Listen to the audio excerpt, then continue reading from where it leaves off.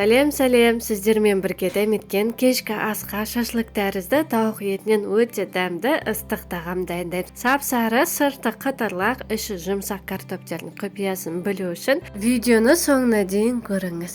Каналыма лайк басып, тіркеліп қоюларыңызды сұраймын. Ең алдымен тауық етін маринаттаймыз. Менде мұнда тауықтың 2 сан еті, яғни 2 штук окорочка. Осыған дәміне қарай сарымсақ қосамыз. 3 ас қасық соевый соус, 1 ас қасық томат пастасы, және де 1 ас қасық бал, 2 ас қасық күнбағыс май,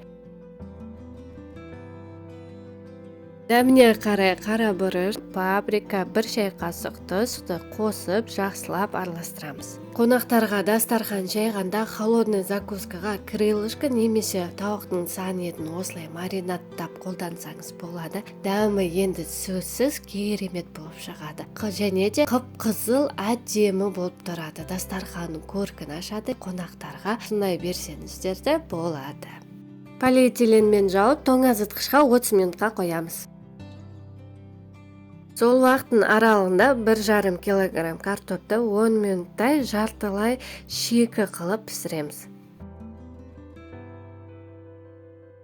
Картоптерді тақтайшада бөлеміз.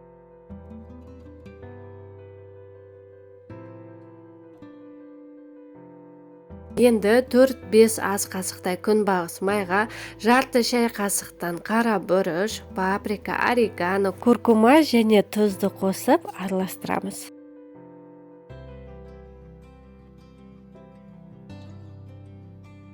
Картоптерге әдемі сары түс беру үшін куркуманы қостым. Куркуманың иісі, дәмі де болмайды. Уайымдамаңыз. Куркума қосу міндетті емес, ол өзіңіз қалауыңыз бойынша. Картоптың үстінен құйып, картоптерді жақсылап осыдан аунатып аламыз. Сонда біздің картоптеріміз піскеннен кейін сырты қатарлақ, іші жұмсақ, өте дәмді болып шығады.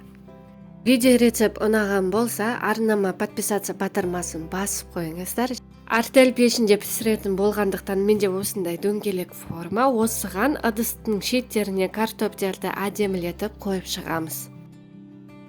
Жаңағы маринаттауға алып қойған тауық етін алып ыдыстың ортасына саламыз. Алдын ала 180 градуста қызып тұрған пешке 45 минутқа пісіруге қоямыз. Неке біздің кешкі асқа ыстық тағамыз дайын. Енді көк пиязды үстінен сеуіп шығамыз. Осы рецепт бойынша мен әрдайым жасаймын. Маған өткені мына маринатпен жасалған әдісі өте қатты ұнайды және дәмі өте дәмді, керемет болып шығады. Міндетті түрде осы рецепт бойынша жасап көріңіз. Өзіңіз көріп тұрғандай сочный болып пісіп шығады. Асыңыз дәмді болсын. Видео рецепт ұнаған болса, міндетті түрде достарыңызбен бөлісіп кетіңіздер және де менің каналыма лайк басып, тіркеліп қоюларыңызды сұраймын. Сіздермен бірге болған дәметкен.